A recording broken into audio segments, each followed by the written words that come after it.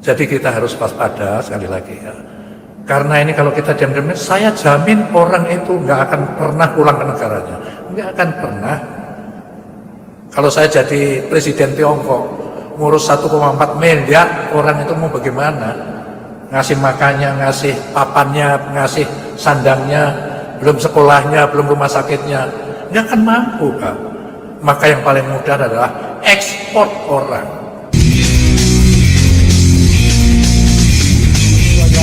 Ketemu lagi kita di channel yang perlu diimajinasi gratis bayar subscribe. Assalamualaikum warahmatullahi wabarakatuh. Senang jumpa lagi dengan teman-teman sobat Kicau Jelata. Mudah-mudahan kita semua selalu dalam keadaan sehat dan semangat tentunya. Hari ini jagat maya atau ruang publik dipenuhi oleh diskusi soal peristiwa dilarangnya Ustadz Abdul Somad memasuki Singapura. Ada yang mengatakan bahwa beliau belum masuk ke Singapura sehingga itu sifatnya ditangkal, tetapi sebagian ada yang menyatakan itu dideportasi, dipulangkan, apapun namanya. Yang jelas Ustadz Abdul Somad berangkat dari Batam dengan rombongan, niatnya adalah berlibur, dan sesampainya di Tanah Merah ternyata pihak imigrasi Singapura tidak mengizinkan beliau memasuki Singapura dan sempat ditahan sekitar 3-4 jam, lalu beliau kembali pulang ke Batam. Kita tanda menganalisis ada apa yang sebenarnya terjadi di balik peristiwa ini. Biarlah kita tunggu fakta yang sesungguhnya. Tapi yang menarik adalah rentetan peristiwa lain yang terkait dengan peristiwa ini. Apa itu peristiwanya? Peristiwanya adalah nyanyian-nyanyian sumbang yang dilakukan oleh kelompok orang yang kalau kita petakan, kelompok orang ini adalah kelompok yang selama ini memang menunjukkan sikap, narasi yang sifatnya memang bisa kita simpulkan mereka orang-orang yang hobi terhadap Islam. Mereka membangun narasi bersaut-sautan dan narasi-narasi tersebut sangat tidak enak untuk didengar atau dibaca, penuh dengan ujaran kebencian, mengadili, memojokkan, membuli. Dan bagi saya nggak habis pikir apa sebenarnya yang ada di benak dan hati orang-orang ini. Dan bagi saya yakin bahwa secara personal mereka tidak kenal dengan UAS, dan juga secara personal Bang Kica juga yakin mereka juga tidak pernah bermasalah dengan UAS. Lalu apa yang menggerakkan mereka untuk melakukan tindakan-tindakan yang dalam tanda petik menurut Bang Kica sungguh tidak pantas dilakukan oleh orang yang beradab, apalagi sebagian besar dari mereka mengaku atau beragama Islam. Lalu apa kira-kira kalau secara personal kita tidak pernah disakiti, lalu secara personal juga kita tidak mengenal orang yang kita sakiti, kemudian secara terstruktur, sistematif dan masif narasi itu dibangun oleh orang-orang yang kalau kita petakan ke belakang memang mereka adalah orang-orang yang dalam tanda petik seringkali memojokkan Islam.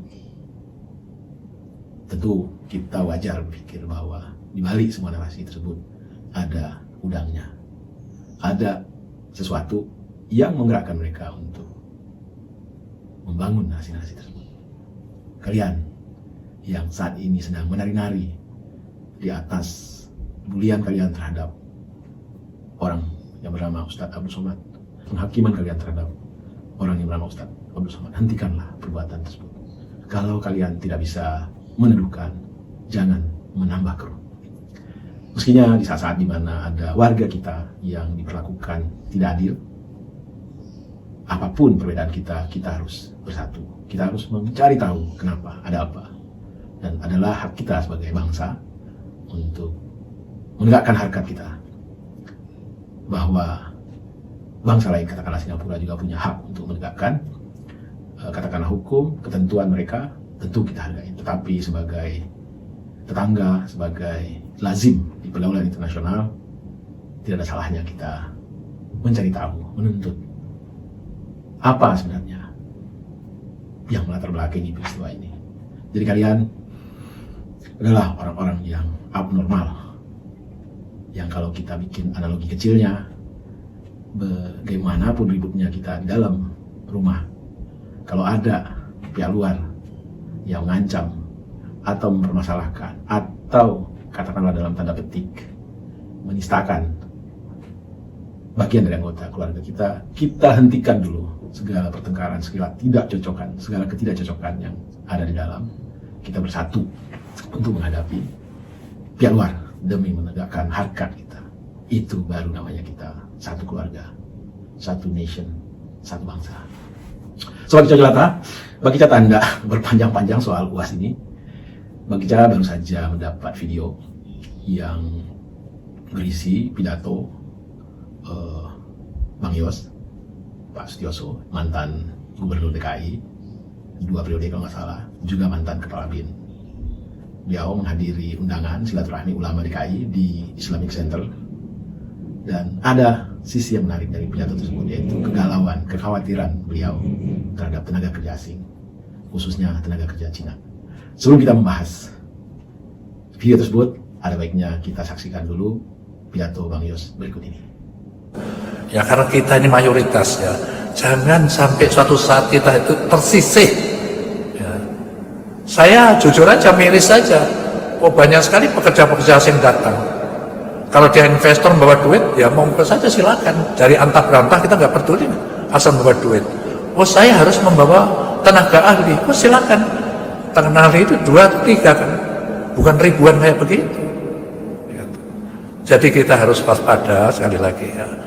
Karena ini kalau kita diam-diam, saya jamin orang itu nggak akan pernah pulang ke negaranya, nggak akan pernah. Kalau saya jadi presiden Tiongkok, ngurus 1,4 miliar orang itu mau bagaimana? Ngasih makannya, ngasih papannya, ngasih sandangnya, belum sekolahnya, belum rumah sakitnya, nggak akan mampu kan? Maka yang paling mudah adalah ekspor orang. Alhamdulillah saya sudah 50 negara lebih pernah saya kunjungi. Nggak pernah ada negara yang bebas dari etnis Tionghoa, itu nggak akan ada. Semua ada. Yang paling dekat Singapura aja. Perdana Menteri dulu pertama orang Padang, orang Melayu. Sekarang nggak ada lagi orang Melayu. Lihatlah Malaysia sudah hampir, udah beberapa departemen-departemen dipimpin etnis ini. Kok kita nggak sadar-sadar gitu loh kita. Bukan apa, saya orang intelijen, Bapak Ibu sekalian. Saya bisa membaca. Pakai-pakai itu yang di Kalimantan, yang di Sulawesi, yang sampai Papua, nggak akan pernah kembali dia ke sana. Pasti di sini. Di Tiongkok punya anak 2 Pak, yang anak kedua ini kayak yatim piatu diperlakukannya oleh pemerintah. Nah di sini dia bikin anak sebanyak-banyaknya. Departemen. Apa karena ada yang KB? Tidak ada. Apalagi nanti berkolaborasi dengan memang pengusaha-pengusaha yang kayak di sini.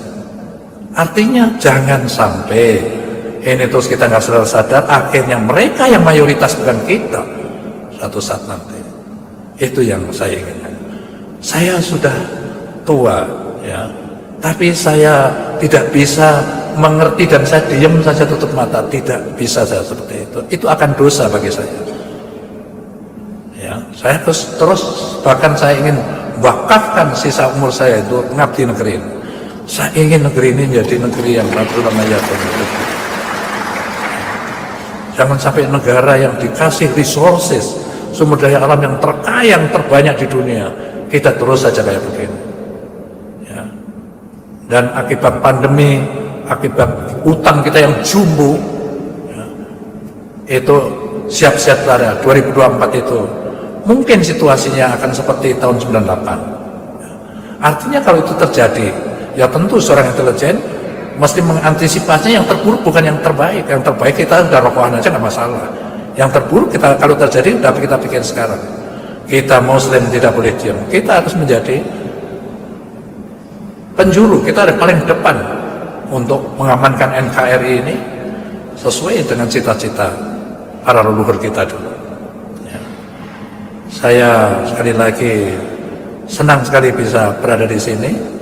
Ya, saya mohon maaf sekali lagi kalau bicara terlalu banyak, tetapi memang kesempatan bicara ini dari tahun 2007 itu sudah 15 tahun, baru sekarang ini ada kesempatan, jadi tak lama-lama ini. Saya mohon maaf, ya. Semoga ini semua bermanfaat. Ya. Tidak ada kata lain kuncinya seperti tema ini. Ya, bersatu kita, satu. Jangan sampai kita dicerai-beraikan oleh orang-orang tertentu yang sudah tahu niatnya. Sudah tahu niatnya. Ya, itu tidak akan bisa mengalahkan kita saat kita seperti itu. Sudah banyak sekali peristiwa-peristiwa zaman Rasulullah dulu, bagaimana kita dikerjain orang, tapi kita tetap jadi pemenangnya karena kita bersatu. Baik, Sobat Jelata yang insya Allah masih tetap menemani Bang Kicak. Kalau kita lihat pidato Bang Yos tersebut sebagai mantan tentara, mantan Gubernur DKI Jakarta, dan mantan Kepala BIN, tentu kita bisa anggaplah bahwa apa yang dikhawatirkan Bang Yos tersebut patut kita waspadai, patut kita jadikan pusat perhatian. Sebenarnya kekhawatiran yang seperti dinyatakan Bang Yos ini juga banyak kita dengar dari tokoh-tokoh lain, baik itu yang menyatakan pernyataannya di kantor-kantor resmi, katakanlah di DPR, di diskusi-diskusi publik, atau di media soal tenaga kerja asing, khususnya TKA asal Cina ini. Dan yang menarik dari pidato Bang Yos tersebut adalah soal bagaimana Bang Yos mengaitkan TKA ini dengan kondisi yang ada di RRC atau di Republik Rakyat Cina saat ini, bahwa beliau menyatakan tidak mungkin tenaga kerja asing asal Cina ini akan kembali ke negeri mereka, karena problem besar di negeri mereka adalah terlalu banyaknya warga negara 1,4 M yang harus diurus oleh negaranya, dan itu tentu keadaan yang amat sangat berat, mengurus perut 1,4 miliar orang, mengurus infrastruktur yang bisa menunjang segala aktivitas dan segala macam, sehingga wajar kalau politik luar negerinya Cina itu mengirimkan tenaga kerja mereka ke luar negeri, tak hanya ke Indonesia, ke banyak negara di Afrika, India, Bangladesh, Malaysia, dan segala macam. Itu satu, artinya Bang Yos mensinyalir bahwa ini bagian dari cara Cina untuk mengatasi problem dalam negeri mereka.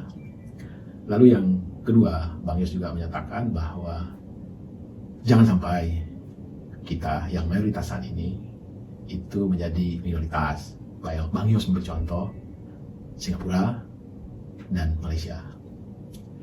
Jadi apapun yang dikemukakan oleh Bang Yos memang patut menjadi renungan kita.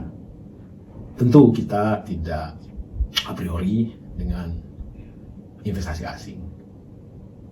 Mustahil kita untuk mempercepat progres pembangunan di negeri ini, membuka lapangan kerja, dan meningkatkan knowledge, skill dari tenaga kerja kita tanpa adanya investasi asing. Tetapi investasi tanpa, dalam tanda petik, memperhatikan national interest kita, kepentingan negara kita, tentu pada ujungnya akan menjadi bumerang bagi kita sebagai sebuah bangsa.